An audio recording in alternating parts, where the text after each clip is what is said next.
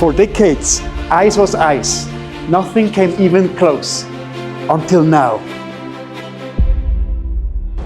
Replicating nature is not easy. It took us many years of research and development, many prototypes, a lot of failures to achieve the impossible. We achieved that our glides practically like real ice.